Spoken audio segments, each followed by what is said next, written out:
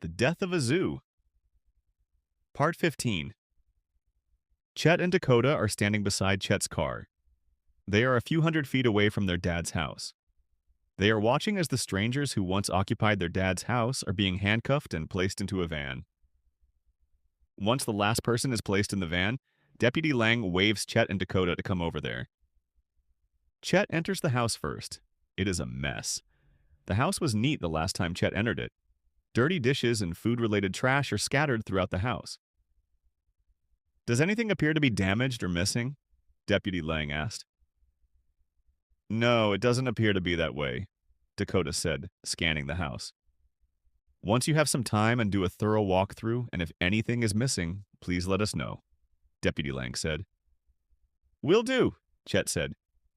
We are headed over to the zoo now, Deputy Lang said. Chet and Dakota look at each other. They are ready. The midday sky appears dark with lingering clouds. Chet and Dakota once more witness the removal of strangers from their property. Some of them need help to stand up. They appear to be intoxicated. Last night's once huge bonfire is now nothing more than a pile of ash. Trash covers the ground. They have always been a messy bunch, Dakota said. Chet shakes his head, thinking about cleaning all of this up. I am sure I will be the one to pick up after them. A light sprinkling of rain falls on them. Chet looks up at the sky. Really? He said, feeling like even Mother Nature is against them. A few minutes later, Deputy Lang walks up to them as they stand just outside the gate. Everyone seems to be accounted for except for Cordelia and your brother Ash. Figures, Dakota said, annoyed. They haven't been seen for a few hours. We have searched this part of the zoo and haven't found them yet. Would you have any idea where they might be? Deputy Lang asked. Chet thinks for a minute, and then it dawns on him where they are. I do. Chet and Dakota zip through the zoo in Chet's UTV. He glances at the animals as he passes by them. Trash on the ground lets Chet know people were there. That is worrisome to Chet. Dakota does the same thing, checking as they pass by. I see someone has been here. That is not a good thing, Chet said, still trying to keep his eyes on the road. Chet slows down when he reaches the entrance to the tiger exhibit. He brings the UTV to a complete stop. The outer gate is open. That lets Chet know Ash has been there and may still be inside. A faint whimper sound catches him off guard. He quickly looks at Dakota. Her wide eyes confirm his suspicion. Chet hears the sound once more, and this time it is louder and clearer. It is a woman moaning in pain. They track the sound to a ditch on the side of the road just inside the first gate. Lying in the ditch in the wet, long grass is Cordelia. Chet and Dakota are in shock and freeze where they stand. Deputy Lang and a trooper gently lift Cordelia out of the ditch. She has a black eye and a big cut on her cheek. Ma'am, are you all right?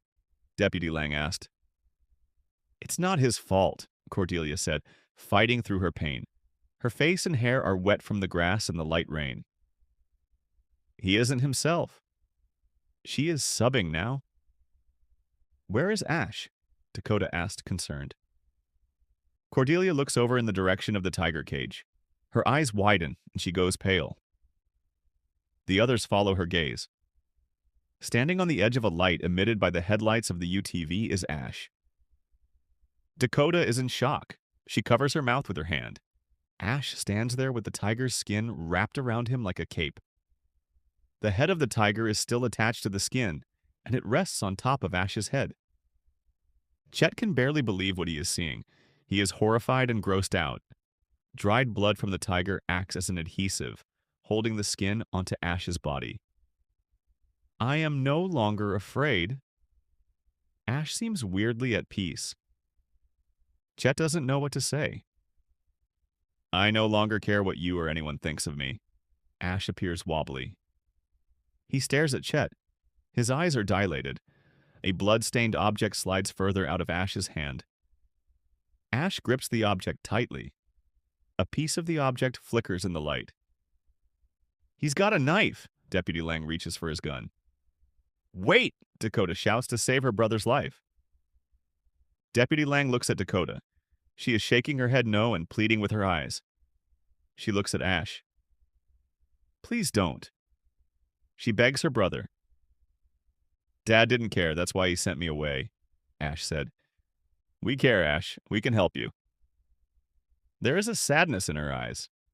Ash twists the knife in his hand. You didn't care about Ash, so I am no longer Ash. I am an animal. Ash grips the knife more tightly in his hand. Ah! Ash yells and charges at them. Bang! Bang! Bang! No! Dakota ducks and covers her ears from the loud gunshots. Chet jerks his head to look away. When the ringing in his ears stops, he exhales and turns his head back to see his brother, who is now dead. Ash's body is only a few feet away from where Chet found their dad.